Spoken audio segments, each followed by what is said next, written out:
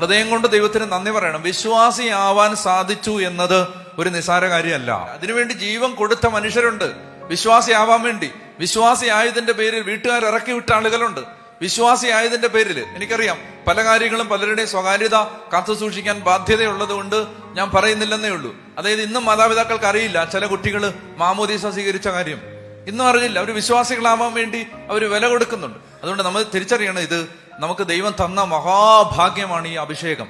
നമുക്ക് ദൈവത്തെ ആരാധിക്കാൻ പരിശുദ്ധാത്മാവിൽ ഒരു ജീവിതം തന്ന ദൈവത്തിന്റെ വലിയ വലിയ ദാനം നമ്മൾ തിരിച്ചറിയണം. പറഞ്ഞേ ഹല്ലേലൂയ. അപ്പൊ അതുകൊണ്ട് എഫെസോസ് 2:8 ഒരിക്കൽ കൂടെ വായിച്ചോ. ഇതൊക്കെ ഫൗണ്ടേഷണൽ വേഴ്സസ് ആണ്, അടിസ്ഥാന വാക്യങ്ങളാണ്. വായിച്ചേ. വിശ്വാസം വഴി, ഉറക്കെ വായിക്കൂ. വിശ്വാസം വഴി കൃപയാലാണ് നിങ്ങൾ രക്ഷിക്കപ്പെട്ടത്, അത് നിങ്ങൾ നേടിയെടുത്തതല്ല, ദൈവത്തിന്റെ ദാനമാണ്. ദൈവത്തിന്റെ ദാനമാണ്. ഇനി അങ്ങനെ ദൈവം നമ്മളെ വിളിച്ചത് എന്തിനാണ് എന്ന് അപ്പസ്തോലൻ അത് കഴിഞ്ഞിട്ട് പറയുന്നുണ്ട് 10ാമത്തെ വാക്യത്തിൽ. എഫെസോസ് 2:10 പറയുന്നുണ്ട്, ഇങ്ങനെ പവിത്രവും അമൂല്യവുമായ വിശ്വാസമെന്ന മഹാദാനവും രക്ഷയെന്ന വലിയ സുഹൃതവും ജീവിതത്തിലേക്ക് വെച്ച് നീട്ടി ദൈവം നമ്മെ വിളിച്ചു വേർതിരിച്ചത് എന്തിനാണ് എന്ന് പറയുന്നുണ്ട്. എന്തിനാണ്? നാം ദൈവത്തിന്റെ കരവേലയാണ്, നാം ചെയ്യാൻ വേണ്ടി ദൈവം മുൻകൂട്ടി ഒരുക്കിയ സൽപ്രവർത്തികൾക്കായി യേശു ക്രിസ്തുവിൽ സൃഷ്ടിക്കപ്പെട്ടവരാണ്. മനസ്സിലായോ? ഇങ്ങനെ വെറുതെ തെരഞ്ഞെടുത്തതല്ല, തെരഞ്ഞെടുക്കപ്പെട്ടു എന്നുള്ളത് നിസാര കാര്യമല്ല. ദൈവം എന്തോരം അലഞ്ഞിട്ടാണ് ഒരാത്മാവിനെ നേടിയെടുത്തതെന്ന് നേടിയെടുക്കപ്പെട്ട ആത്മാവിന് തിരിച്ചറിവ് പലപ്പോഴും ഉണ്ടാവുന്നില്ല. ഒരു കുടുംബത്തെ വിശ്വാസത്തെ നിലനിർത്താനും വിശ്വാസത്തെ വളർത്താനും ദൈവം ചെലവാക്കിയ റിസോഴ്സസിന്റെ കനത്തെക്കുറിച്ച് നമുക്ക് ധാരണകളില്ല. നമ്മളെ എങ്ങനെയാണ് ദൈവം നേടിയത്? അതുകൊണ്ട് ഈ വിലപ്പെട്ട വിശ്വാസം വലിച്ചെറിഞ്ഞിട്ട് പോകുന്ന ആളുകളെ കാണുമ്പോൾ ദുഃഖം തോന്നുന്നത് അതുകൊണ്ടാണ്. എത്രമാത്രം വില കൊടുത്താണ് ദൈവം ഒരു ആത്മാവിനെ നേടിയത്, ഒരു കുടുംബത്തെ നേടിയത്. ഇവിടെയുള്ള ചെറുപ്പക്കാരോട് എനിക്ക് പറയാനുള്ളത്, അതുകൊണ്ട് നിങ്ങൾ വിവാഹബന്ധത്തിലേക്ക് പ്രവേശിക്കുമ്പോൾ വിശ്വാസം കൈവിട്ടിട്ട് നിങ്ങൾ പോകരുത്.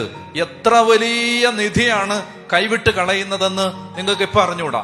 ഞാന് ആയിരക്കണക്കിന് മനുഷ്യരെ കാണുന്ന ഒരാളാണ്, മനുഷ്യരുടെ നിൽക്കുന്ന ഒരാളാണ്. ഞാൻ നിങ്ങളോട് പറയട്ടെ, കണ്ണുനീരോട് എൻ്റെ അടുത്ത് വന്ന് പറഞ്ഞിട്ടുണ്ട്, ഒരു ദുർബല നിമിഷത്തില് വിശ്വാസത്തിന് വിപരീതമായ വേറൊരു മതത്തിൽപ്പെട്ട ഒരാളുടെ കൈയും പിടിച്ച് ഇറങ്ങിപ്പോയിട്ട് ഒടുവിൽ നഷ്ടങ്ങളുടെ കണക്ക് പുസ്തകം നിരത്തി അക്കമിട്ട് പറഞ്ഞ് കരയുന്ന ഒത്തിരി പേരെ ഞാൻ കണ്ടിട്ടുണ്ടെന്ന് പറയുന്നത് അതിശയോക്തിക്ക് വേണ്ടിയിട്ടല്ല.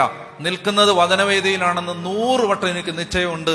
ഞാൻ ഒരു അതിശയോക്തി മനുഷ്യർക്ക് വിശ്വാസം ഉണ്ടാവാൻ വേണ്ടി പറഞ്ഞാൽ അത് സുവിശേഷകന്റെ നാവിൽ നിന്ന് വരുന്ന നുണയാവുമെന്നും, നുണ പറഞ്ഞാൽ അധികകാലം ദൈവസന്നിധിയിൽ നിൽക്കാൻ പറ്റത്തില്ല എന്ന് വചനമുള്ളത് കൊണ്ടും ഞാനൊരു നുണ പറയത്തില്ല.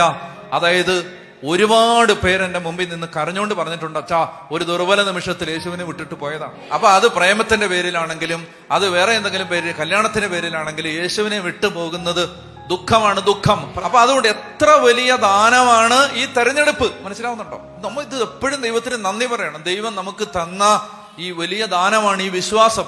അമൂല്യമായ ഈ വിലയേറിയ വിശ്വാസം എന്നാണ് അപ്പസ്തോലന്മാരതിനെ ഉപയോഗിച്ച വാക്ക്. വിലയേറിയ വിശ്വാസം, വിലയേറിയ വിശ്വാസം. അല്ലാതെ ഇപ്പൊ തൽക്കാലത്തേക്ക് കിട്ടിയ ഒരു അനുഗ്രഹം അല്ല നമ്മളെ പിടിച്ചു നിർത്തുന്നത്.